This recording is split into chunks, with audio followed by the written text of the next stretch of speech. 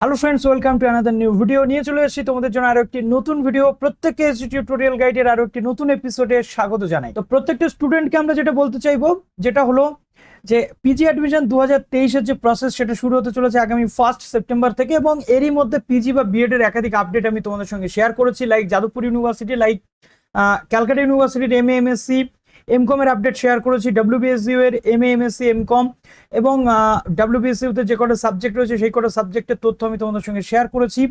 এছাড়াও বাঁকুড়া ইউনিভার্সিটির official PG অ্যাডমিশনের আপডেট চলে এসেছে, সেটাও তোমাদের সঙ্গে আমি শেয়ার করেছি।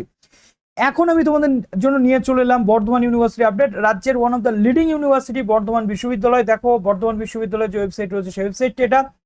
প্রথমত এই পিজি অ্যাডমিশনের যে প্রি অ্যাডমিশন সেশন, এটা আমি কেন করছি, প্রত্যেকবারই করি। তার কারণ হচ্ছে যারা 6 সেমিস্টারের রেজাল্ট পাচ্ছ, 6 সেমিস্টারের রেজাল্ট পাওয়ার সাথে সাথে তোমাদের মনে একটা প্রশ্ন জাগে যে কবে আমরা পিজি অ্যাডমিশন নিতে পারবো। তো সেই পিজি অ্যাডমিশন নেওয়ার জন্য একটা বেসিক কনসেপ্ট প্রয়োজন হয়। এই 1 সেপ্টেম্বরের আগে যে ভিডিওগুলো তোমরা দেখতে পাবে, প্রত্যেকটা ইউনিভার্সিটির ভিডিও আমি তোমাদের সঙ্গে শেয়ার করার চেষ্টা করছি, যাতে তোমাদের প্রবলেম না হয়, পিজি অ্যাডমিশন নিয়ে কোনো রকম ডাউট তোমাদের না থাকে। কেননা আগে থেকেই একটা নির্দিষ্ট প্যাটার্ন তোমাদের সামনে চলে আসে, কি কি সাবজেক্ট, কত কত কোর্স ফিস, যোগ্যতা কি কি লাগে। তো আজকে বর্ধমান ইউনিভার্সিটি আপডেট নিয়ে চলে এলাম।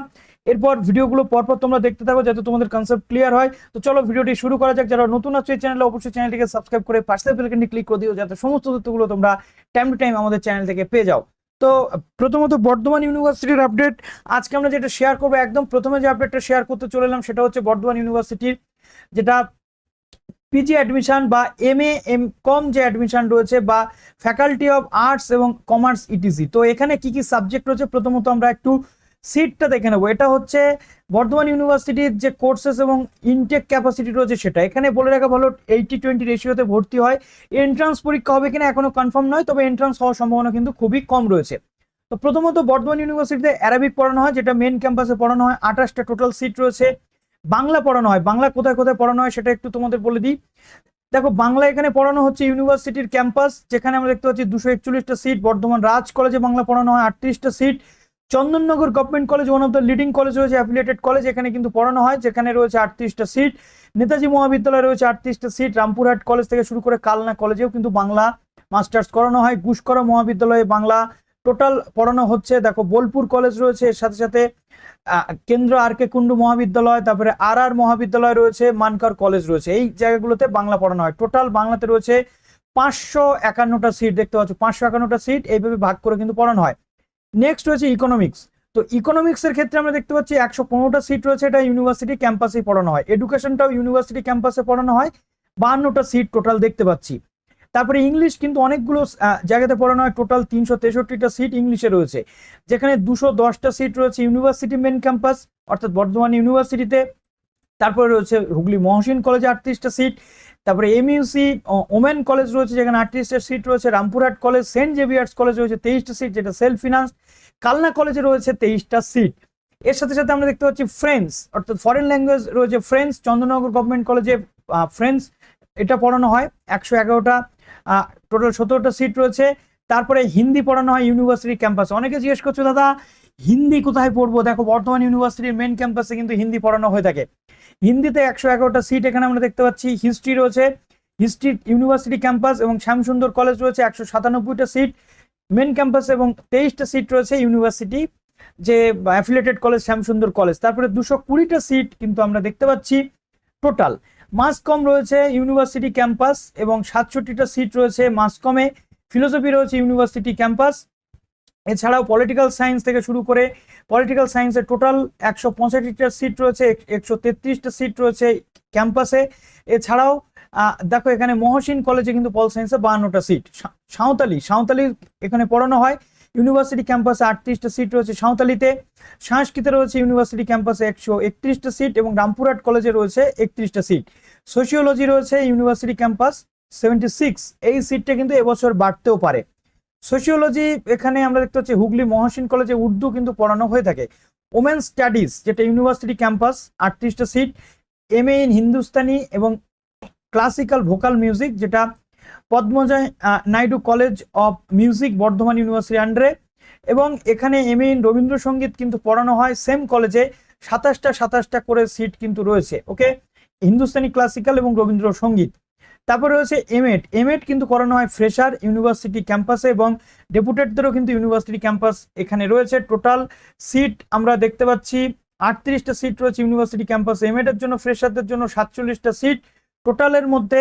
এখানে আমরা দেখতে পাচ্ছি ডেপুটেডদের জন্য রয়েছে 2টো সিট এবং ডেপুটেডদের জন্য রয়েছে টোটাল 3টে সিট।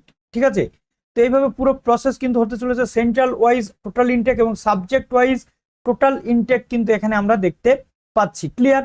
তারপরে দেখো এমপিএড। এমপিএড এ 38টা সিট এখানে রয়েছে টোটাল। এখানে বলা হচ্ছে centre wise total intake capacity এবং subject wise total intake capacity আমরা এখানে দেখতে পাচ্ছি 38টা। এমপিএড রয়েছে ডেপুটেডদের জন্য, এখানে দুটো দুটো করে সিট কিন্তু আমরা দেখতে পাচ্ছি।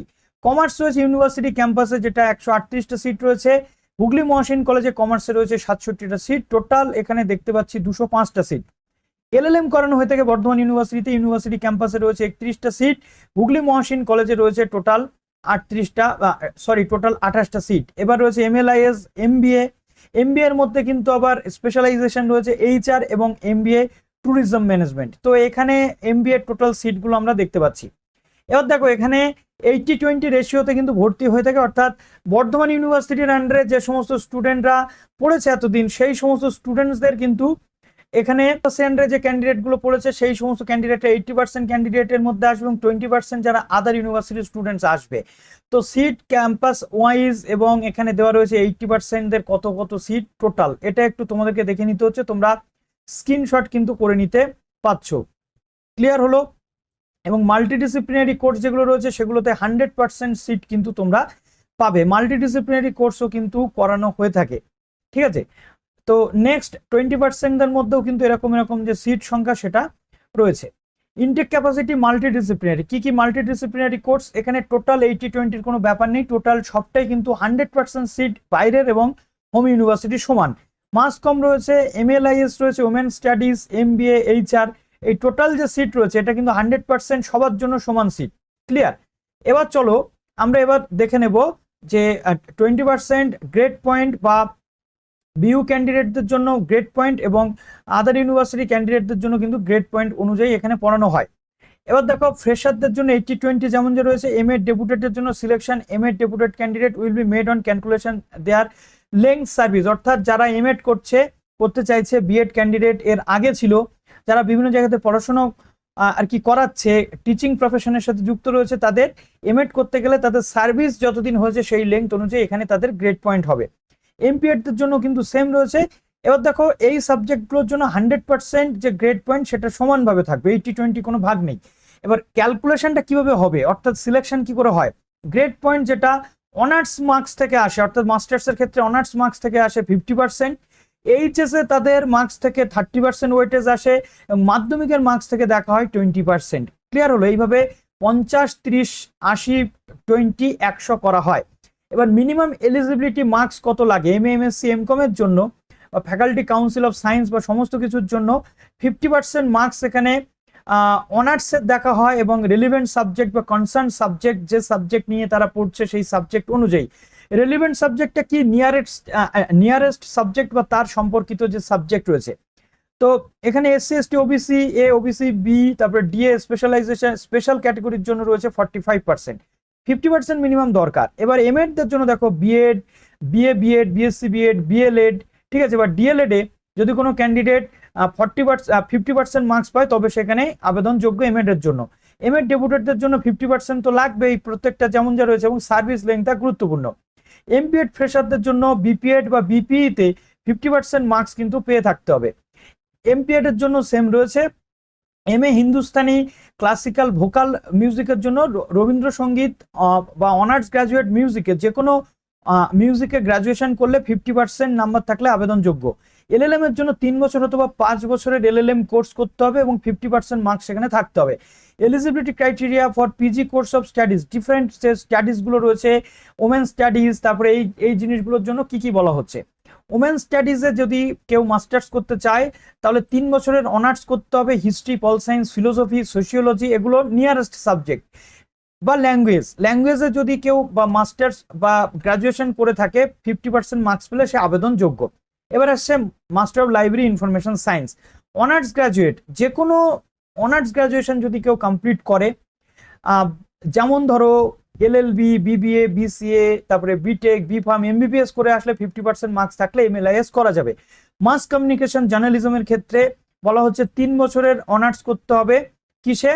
অনার্স কোর্স অথবা এলএলবি, বিবিএ, বিসিএ, বিটেক বা এমবিবিএস, বিফার্ম করে আসলে 50% মার্কস থাকলে এখানে সে আবেদনযোগ্য।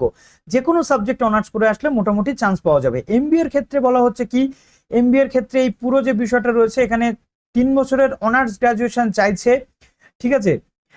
এলএলবি, বিবিএ অথবা বিটেক, বিফার্ম, এমবিবিএস করে আসলে 50% মার্কস থাকলে কিন্তু সে এখানে আবেদনযোগ্য। এবং ফার্স্ট প্রেফারেন্স কারা পাবে, অর্থাৎ আগে কারা সুযোগ পাবে? যাদের ক্যাট, এক্স্যাট, সিম্যাট, এটমা, ম্যাট, জিম্যাট বা জিম্যাট কমপ্লিট করা আছে তাদের বা পাস করে রয়েছে তাদের কিন্তু এখানে তারা চান্স পাবে। 80-20 রেশিও বা 20% রেশিও যেমন যে রয়েছে তেমন বলা রয়েছে।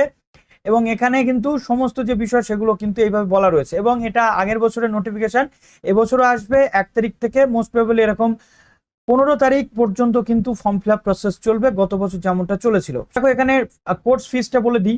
অ্যারাবিকে 5 সেমিস্টার চার্জ কিন্তু এখানে থাকে 2010 করে, বাংলাতে থাকে 2010, ইকোনমিক্সে এরকম যে চার্জেস সেগুলো রয়েছে, চার্জগুলো একটু তোমরা স্ক্রিনশট করে নিচ্ছ। পুরোটা বললে কিন্তু অনেকটা সমস্যা কিন্তু হয়ে যাবে।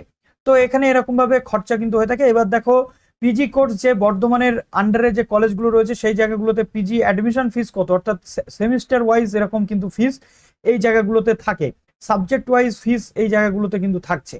এবার আমরা চলে আসছি বর্ধমান ইউনিভার্সিটির যে এমএসসি জায়গাটা রয়েছে সেই এমএসসি জায়গাটাতে। তো এমএসসি বর্ধমান ইউনিভার্সিটিতে এলিজিবিলিটি ক্রাইটেরিয়া যেমন মোটামুটি যেমন যা করানো হয়, দেখো এলিজিবিলিটি ক্রাইটেরিয়া যেমন যা রয়েছে, দেখো প্রথমত 50% মার্কস কিন্তু প্রত্যেকটা ক্যান্ডিডেটকে পেতেই হবে। 50% ক্যান্ডিডেট মার্কস পেতে হবে এমএ অথবা এমএসসি, আর এসসি এসটিদের জন্য 45% অনার্সে কিন্তু পেলে সে আবেদনযোগ্য। এবার দেখো যোগ্যতা কি কি রয়েছে। এমএসসি ইন কম্পিউটার সায়েন্স রয়েছে, বিএসসি, বিসিএ অথবা বিটেক। কেউ যদি কম্পিউটার সায়েন্স পড়ে থাকে, এই বিএসসি, বিসিএ বা বিই বা বিটেকে কম্পিউটার সায়েন্স, ইনফরমেশন টেকনোলজি বা কম্পিউটার অ্যাপ্লিকেশন, বা বিসিএ যদি কেউ পড়ে থাকে বা কম্পিউটার সায়েন্স বা ইনফরমেশন টেকনোলজি বা সফটওয়্যার ইঞ্জিনিয়ারিং পড়ে থাকে সে কিন্তু আবেদনযোগ্য। বায়োটেকনোলজির ক্ষেত্রে বলা হচ্ছে BSc biotechnology, biochemistry, বটানি, microbiology, physiology, zoology এবং মলিকিউলার বায়োলজি থেকে অনার্স করে থাকলে এখানে সে আবেদনযোগ্য। বটানির ক্ষেত্রে বটানি অনার্স থাকতে হবে, কেমিস্ট্রির ক্ষেত্রে কেমিস্ট্রি অনার্স, জিওগ্রাফির ক্ষেত্রে এমএ অথবা এমএসসি করতে গেলে বিএ অথবা বিএসসি তে জিওগ্রাফি থাকতে হবে। নেক্সট রয়েছে জিওলজি, জিওলজিতে কিন্তু বিএসসি থাকতে হবে, এখানে জিওগ্রাফিতে বিএসসি থাকলে সে কিন্তু চান্স পাবে না। এমএ এবং এমএসসির ক্ষেত্রে ম্যাথমেটিক্সের ক্ষেত্রে ম্যাথে কিন্তু অনার্স থাকতে হবে, মাইক্রোবায়োলজিতে অনার্স থাকতে হবে, ফিজিক্সে কিন্তু অনার্স থাকতে হবে যারা ফিজিক্সে অনার্স মাস্টার্স করতে চাইছে, ফিজিওলজিতে যারা মাস্টার্স করতে চাইছে ফিজিওলজি। এরপর আসছে স্ট্যাটিস্টিক্স, স্ট্যাট নিয়ে যারা পড়তে চাইছে তাদের বিএসসি ম্যাথমেটিক্স অথবা এখানে স্ট্যাটিস্টিক্স থাকলে তারা আবেদন করতে পারছে। জুওলজির ক্ষেত্রে জুওলজি অনার্স থাকতে হচ্ছে, নিউট্রিশন এবং পাবলিক হেলথের ক্ষেত্রে নিউট্রিশন এবং পাবলিক হেলথে অনার্স, পাবলিক হেলথে অনার্স অথবা নিউট্রিশনে অনার্স থাকলে সে কিন্তু আবেদনযোগ্য। নেক্সট এবার আসছে এমএসসি মলিকিউলার বায়োলজি এবং হিউম্যান জেনেটিক্স। দেখো বিএসসি অনার্স থাকতে হবে biophysics, chemistry, botany, microbiology, zoology, physiology, life science অথবা bio informatics, fishery science, biochemistry, pharmacy এবং ভেটেনারি। এই কটা সাবজেক্টে যদি তুমি অনার্স পড়ে থাকো বা গ্র্যাজুয়েশন থাকে তাহলে কিন্তু তুমি এখানে আবেদনযোগ্য। ক্লিয়ার হলো বিষয়টা? এবার দেখো নেক্সট চলে আসছে, বা এখানে আরো একটা জিনিস রয়েছে, এমবিবিএস, বিডিএস এবং যারা বিএসসি করেছো এই কটা সাবজেক্টে বায়োটেকনোলজি, বায়োসায়েন্স বা জেনেটিক্স, এই বটানি পর্যন্ত তারা কিন্তু আবেদনযোগ্য। এবার আসি ইলেকট্রনিক্স অথবা কমিউনিকেশন, এক্ষেত্রে ফিজিক্স অথবা ইলেকট্রনিক্স অনার্স থাকলে তুমি আবেদনযোগ্য। তারপরে ফিজিওলজির ক্ষেত্রে সাইকোলজির ক্ষেত্রে বলা হচ্ছে বিএ, বিএসসি, সাইকোলজিতে অনার্স কিন্তু থাকতে হবে।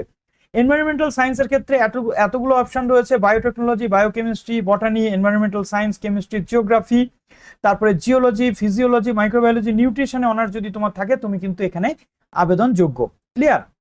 এবার দেখো র্যাঙ্কটা কিভাবে প্রিপেয়ার হবে। প্রথমত র্যাঙ্ক বলতে চাইছে গ্রেড পয়েন্ট, এখানে তোমাদের রয়েছে যেটা 50% অনার্সের পার্সেন্টেজ, 30% রয়েছে এইচএস এর পার্সেন্টেজ এবং 20% থাকবে মাধ্যমিকের পার্সেন্টেজ নিয়ে এখানে কিন্তু পুরো বিষয়টা চলবে, এবং 80-20 রেশিওতে কিন্তু এখানে অ্যাডমিশনটা চলে। ক্লিয়ার হলো? তো ব্রড র্যাঙ্ক লিস্ট প্রথমে আসে এবং তার পরবর্তীতে সমস্ত যে বিষয় সেগুলো কিন্তু আসে। এবার কোন কোন কলেজে কত কত কোর্স ফিস থাকে, দেখো চন্দননগর গভর্নমেন্ট কলেজে এখানে 1625 টাকা কোর্স ফিস রয়েছে, অর্থাৎ অ্যাডমিশন ফিস হুগলি মহসিন কলেজে এই সাবজেক্টগুলো অনুযায়ী এরকম এরকম যে ফিস সেরকম কিন্তু রয়েছে। বিবেকানন্দ কলেজ থেকে শুরু করে ইউনিভার্সিটির যে ক্যাম্পাসগুলো রয়েছে সেখানে স্ট্যাট থেকে শুরু করে এই সাবজেক্টগুলোতে এত এত কিন্তু অ্যাডমিশন ফিস রয়েছে, অর্থাৎ এক একটা সেমিস্টারে এরকম এরকম চার্জ কিন্তু লাগে। সিউড়ি বিদ্যাসাগর কলেজ, বিবেকানন্দ মহাবিদ্যালয়, ঠিক আছে। তো এই কলেজে কি কি সাবজেক্ট পড়ানো হয় সেটাও একটু তোমাদের বলে দিলাম। চন্দ্রনগর গভর্নমেন্ট কলেজে যেমন জিওগ্রাফি পড়ানো হয়, হুগলি মহসিন কলেজে যেমন বটানি, জিওলজি, ফিজিওলজি পড়ানো হয়, ঠিক আছে, তেমনি বিবেকানন্দ কলেজে কেমিস্ট্রি পড়ানো হয়, সিউড়ি বিদ্যাসাগর কলেজে জুওলজি পড়ানো হয়। আর মেন ক্যাম্পাসে তো এতগুলো সাবজেক্ট রয়েছে। এবার সিটগুলো একটু তোমাদের বলে দিই। প্রথমত এখানে 80% এবং 20% ভাগ করে দেওয়া রয়েছে। মেন ক্যাম্পাস যেটা ইউনিভার্সিটি ক্যাম্পাসে বায়োটেকনোলজিতে টোটাল সিট এখানে রয়েছে কিন্তু 100% সিট রয়েছে, দেখো 27টা সিট, ঠিক আছে। এটা 100% সিটের মধ্যেই পড়বে, 80% 20% হবে না। বটানিতে রয়েছে 80% 53টা এবং 20% রয়েছে 13টা সিট, অর্থাৎ এখান থেকে তোমরা বুঝতে পারছো হুগলি মহসিন কলেজ অর্থাৎ HMC-তে রয়েছে বটানিতে এখানে 15টা সিট এবং 4টা সিট। ইউনিভার্সিটি ক্যাম্পাসে কেমিস্ট্রিতে রয়েছে 68টা সিট, 80দের জন্য, 20দের জন্য রয়েছে 17টা সিট, এবং বিবেকানন্দ মহাবিদ্যালয় যেটা রয়েছে সেখানে 15 এবং 4টে সিট রয়েছে।